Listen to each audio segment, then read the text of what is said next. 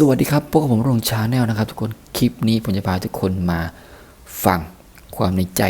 นะครับของหัวหน้าเผ่าที่สปป.ลาวนะครับทุกคนที่ฟังยูทูบเบอร์เขาเรียกว่ามนุษย์ถ้ำนั่นแหละครับลุงมนุษย์ถ้ำนะที่ชื่อว่าเพชรประกายนะได้ออกมาโต้กับกลุ่มที่ปลุกปั่นนะครับปลุกปั่นสร้างกระแสแบบสร้างความเกลียดชังให้กับประเทศชาตินะโอเคทุกคนเดี๋ยวเรามาฟังกันนะครับว่าคลิปนี้เนี่ยหัวหน้าเผ่าเนี่ยจะมาโต้กับไอ้กลุ่มนี้ยังไงนะครับเดี๋ยวเราไปฟังกันเลยครับ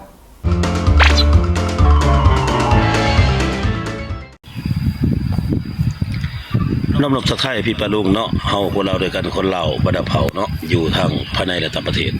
ขอบคุณใจนำท่านยิ่งท่านสายพี่ปะลุงเนาะอยู่ไกลคอยเขียนคอมเมนต์แล้วก็มีคำคิดคำเห็นเข้ามาเนาะนี่เป็น2ทางหนึ่งเขาจะสื่อสารหากันว่าหวานเนาะเพื่อตอบโต้กับกลุ่มก่อนคนที่บ่หวังดีต่อชาติบ้านเมือง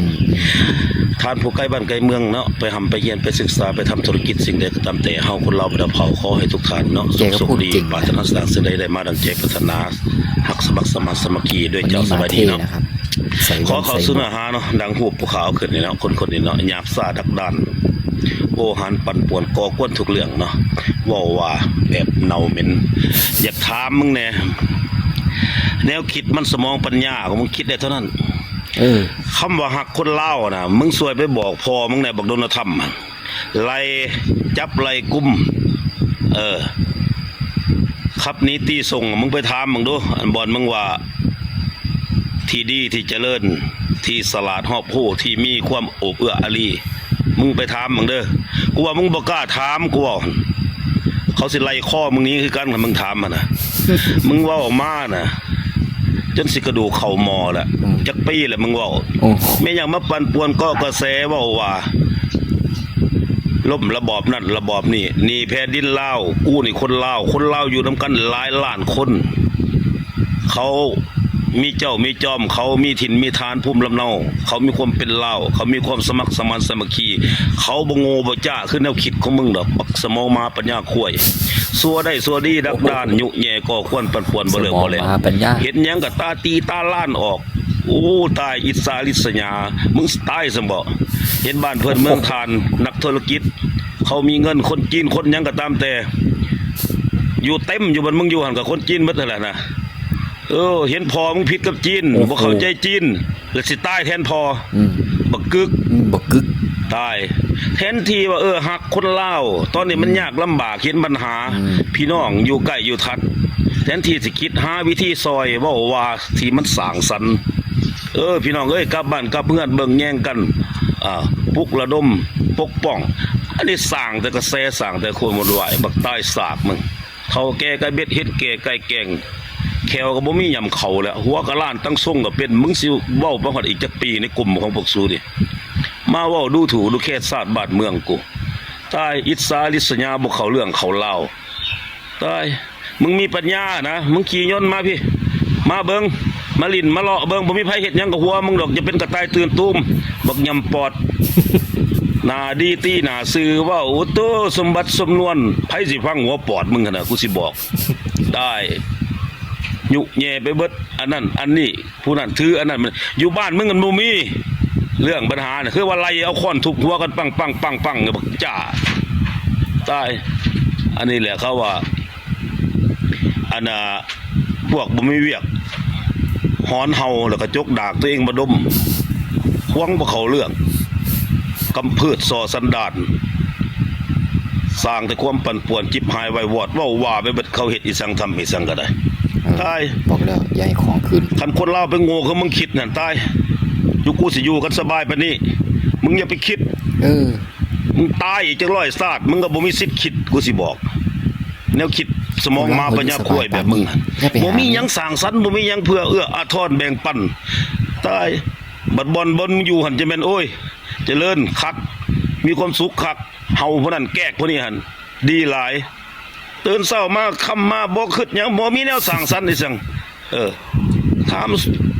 ทุกสุขพี่น้องเฮ็ดหยังทำหยังเป็นไรบ้านเฮาเมืองเฮาเนี่ยมันสร้างสรรค์สมกับวัยอายุโตบ่มี หายกว่าหมาเห่าตายใจมืดบอดหยาบซ่าดักดานจักเมื่อได้สู้สิมันสิพอให้โลกมันได้สูงขึ้นเนี่ยมีพวกสู้มันนักโลกตื่มเนี่ยตายจ้าบ่จ้าสัวเกิดสัวเกิดสัวเกิด โอ้โหมาเดือดนะครับ หัวหน้าเผ่ารอบนี้ มาจัดมาเดือดสมองหมาปัญญาด่าซัดคนลาวด้วยกันนี่ครับซัดกันเองนะโต้กันไปโต้กันมาฝั่งโน้นก็เอาบ้างฝั่งนี้ก็เอาบ้างเป็นไงล่ะ มาดอกนี้หัวหน้าเผ่าจัดเต็มนะอารมณ์ขึ้นนะครับหัวหน้าเผ่าก็เบาๆแน่นะครับก็ลุงก็เบาๆเดี๋ยวความดันขึ้นเนาะเดี๋ยวความดันขึ้นนะโอ้โหทุกคนนะแกก็พูดแบบพูดดีนะครับแกก็พูดดีนะมาปลูกมาปันจังสันจังซี่เฮ็ดให้ชาติบ้านเมืองมันแตกแยกจังสันจังซี่เขาอยู่กันสบายแล้วซุมื้อนี้มันพัฒนาแล้วหัวหน้าเผ่าก็บอกอยู่ซุมื้อนี้มันบ่คือเก่าซุมื้อนี้มันก็พัฒนาแล้วถนนหนทางสะดวกนะถนนหนทางสะดวกพูดถึงถนนหนทางเนี่ยมีคลิปหนึ่งนะที่แกได้เหมือนกับฝากหน่วยรัฐที่สปป.ลาวดูแลหน่อยถนนตามถนนหลวงนะครับของสปป.ลาวนะครับสงสัยจะเป็นคลิปที่ผมเคยทำคลิปนั้นนะครับที่ได้มีการแชร์ใน TikTok มันเยอะนะครับที่แบบรถเยอะๆแล้วก็ถนนหนทางแถวถนนเวียงน่าจะเป็นถนนเวียงจันทร์หรือเปล่านครเวียงจันทร์เนาะถนนตามนครเวียงจันทร์นะคนไปโจมตีตรงนั้นเยอะมากๆในคลิป TikTok กระแสเนี่ยตีกลับไปที่หน่วยงานของรัฐที่สปป.ลาวนะครับทุกคนแกได้มาฝากถึงหน่วยงานรัฐของตัวเองด้วยนะครับทุกคนโอ้โหสุดยอดนะเดี๋ยวเรามาฟังกันนะครับว่าหัวหน้าเผ่าเนี่ยฝากถึงหน่วยงานรัฐเนี่ยยังไงบ้างเดี๋ยวเราไปฟังกันเลยครับน้อมนำสักไทยสบายดีเนาะไอพีปาลุงเฮาคนลาวด้วยกันคนลาวบ่ดาเผาเนาะอยู่ทางภายในและต่างประเทศขอบอกขอบใจทุกคำคิดเห็นเนาะคอมเมนต์ที่เขียนกันเข้ามา IP นักเขียนหูปัญญาชนท่านยิ่งทันสายเนาะก็ขอฝากให้เฮาคนลาวบ่ดาเผาที่อยู่ร่วมกันอยู่ทางภายในและต่างประเทศเนาะท่านที่จากบ้านจากเมืองไปไกลก็ขอให้มีสุขภาพพรรณนามัยสมบูรณ์นำหามาซอยกันสร้างสาพัฒนาประเทศชาติไปนำกันมื้อนี้ผู้ข่าวก็จะมีเรื่องเล่าเว้าสู่กับพี่น้องฟังต่อกับสภาพการบ้านเมืองและก็ต่อกับสิ่งที่ดีงามเนาะนำเสนอเว้าว่าสู่กับพี่กับน้องสู่กับเฮาคนทั้งชาติได้ฮู้ได้ฟังนำกันก็ดังที่กองประชุมเนาะดังที่หลายๆท่านได้ฮู้ได้เห็นนำกันมีคณะสสมีความคิดความเห็นต่อประธานสภาผู้ข่าวก็เป็นคนหนึ่งที่ติดตามในนามคนลาวเนาะที่เสียพันธะเสียอากรเนาะก็ในนามคนลาวที่ได้ว่าอยู่ภายใต้ระเบียบกฎหมายเนาะในนามส่วนตัวด้วยพี่น้องเด้อก็ขอสื่อสารถึงฐานเนาะที่ร่วมกองประชุมหรือว่าคณะผู้แทนก็ช่วงนี้ระยะฝนเนาะพี่น้องเนาะฤดูฝนก็ฝากถึงฐานเนาะตระหนักแน่นถึงการสัญจรกันไปกันมาในท้องถนนหลวงทุกบริเวณทุกขอบเขตทุกที่ไปที่มาเอิ้นเว้าได้ว่าภาษาชาวบ้านเฮาเนาะว่าให้ไปหน้าโดยเฉพาะทางถนนหลวงเนาะก็อยากฝากไปถึงฐานเนาะตระหนักแน่นเนาะซอยกันคนขั้วปลุกระดมเพราะว่าผู้ขาตระหนักแน่นว่าท้องที่แต่ละเขตแต่ละแข้งจะมียานพาหนะเนาะที่ว่าเอื้อนได้ว่าว่องไวและก็ทันสมัยที่จะไปอำนวยความสะดวกแต่ละเขตแต่ละท้องละทีเพราะว่าสื่อสารเรื่องเอื้อนได้ว่าสื่อออนไลน์มันไวผู้เพิ่นเกตนาดีแต่ว่าการเว้านำเสนออาจจะบ่แม่นพิธีกรหรือเป็นคำบอกที่สร้างสรรค์มันก็เลยก่อเกิดให้เฮาผู้ฟังบ่เข้าใจฉะนั้นผู้ข้าจึงจะขอแนะนำฐานเนาะแล้วก็เว้าเพิ่มเติม ท้องที่เนาะแต่ละเขตแต่ละแข้งเนาะเฮามีเจ้าแข้งเจ้าเมืองเฮามีหัวหน้ากลุ่มบ้านมีท่านเที่ยวกันจัดตั้งอยากให้ท่านประสานเนาะให้ถือเป็นวาระเร่งด่วนการสัญจรเนี่ยเนาะอันหนึ่งเนาะต่อกับปัญหาที่สองเรื่องการประสบพบภัยเรื่องอัคคีเนาะยกตัวอย่างว่าน้ำเนาะไหลหลังทะลุยามฤดูฝนเฮาก็จะเห็นกันหรือว่าขอบเขตบ้านเฮือนที่ใกล้เขื่อนการจะปล่อยน้ำปล่อยหยังก็อยากให้ทานมีบทวิพากษ์คักแน่เนาะขอบเขตบริเวณเพราะว่าแต่ละบ้านแต่ละเมืองมันมีการพัฒนาการขยายบ้านเฮือนเนาะปล่อยน้ำไม่บอกประชาชนบ่แม่นว่าฮอดมื้อย่ามทานอยากจะเปิดน้ำแล้วเนาะแจ้งด้วยเอกสารเพียงแต่ 2-3 มื้อมันก็บ่ทันกันพ่อแม่ประชาชนผู้ที่บริสุทธิ์เนาะอยู่หัวไร่ปลายนาเนี่ยท่านปลูกหยังก็ปลูกไปแล้วเนาะแนวบ้านเพิ่นเฮือนเพิ่นบ่ฮู้น้ำผักน้ำรัดบ่ฮู้น้ำทานแถวกันจะตั้งบางกอดบางกลุ่มไปปล่อยเขื่อนมาบวกกับน้ำฝนเนาะแล้วก็เฮ็ดนำมาซึ่งความเสียหายต่อปัญหานี้เนาะท่านเนาะต่อกับปัญหาที่ว่าเฮาได้เห็นกันทางสื่อออนไลน์เนี่ยมัน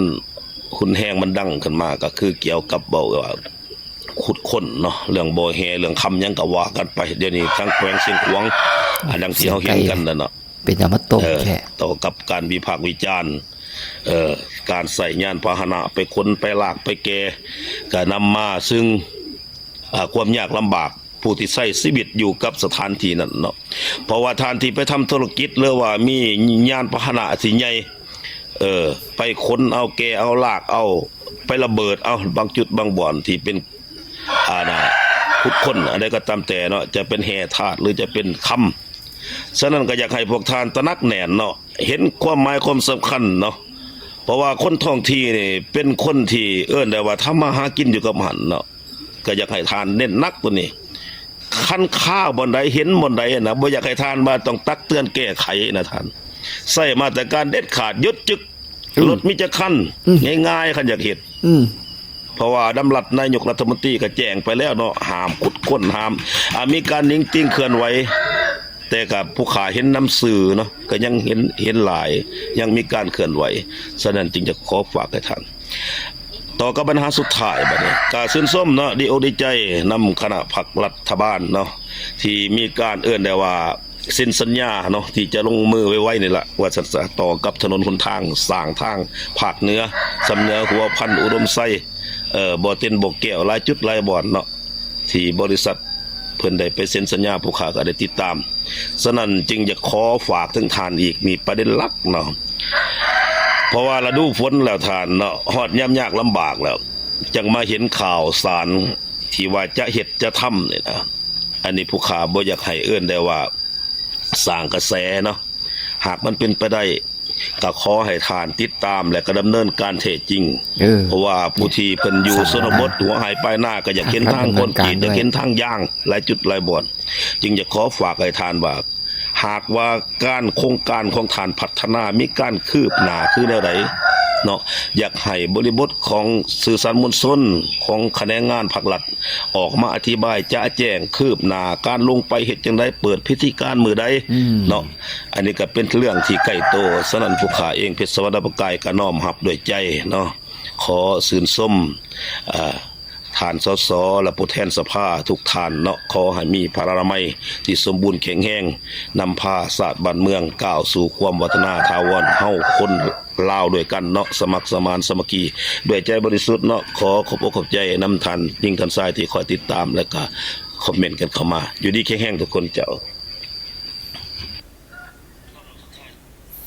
นี่แหละครับทุกคนนะหัวหน้าเผ่าฝากแล้วนะฝากผู้แทนฝากผู้แทนรัฐสภาฝากไปบอกต่อฝากไปบอกต่อด้วยนะครับนี่แหละ4ประเด็นหัวหน้าเผ่าสั่งแล้วนะอย่าลืมเอาไปเสนอนโยบายให้ภาครัฐล่ะนะโอเคทุกคนเป็นไงบ้างนะหลังจากที่ได้ฟังหัวหน้าเผ่าเรามาบ่นในคลิปแรกคลิปที่2ก็มาในแนวที่มีความคิดสร้างสรรค์หน่อยนะครับ ฝาก4ประเด็นไปถึงหัวหน้ารัฐภาครัฐนะครับให้มาพัฒนาหน่อยนะเบิ่งแย่งกันตามถนนหนทางอย่างเช่นตามถนนนครหลวงนะเบิ่งแย่งกันแน่ถนนมันจะฉีดตมฝนตกนี่เละตุ่มเปะนะอันดับแรกพัฒนาถนนก่อนนะครับพัฒนาถนนก่อนทุกคนได้ฟังแล้วทุกคนมีความคิดเห็นยังไงก็คอมเมนต์กันได้เลยนะครับถ้าใครชอบก็อย่าลืมฝากกด Subscribe กดไลค์กดแชร์ให้ช่องผมลงชาแนลด้วยนะครับทุกคนไว้เจอกันใหม่ในคลิปหน้าขอบคุณหัวหน้าเผ่านะครับสวัสดีครับ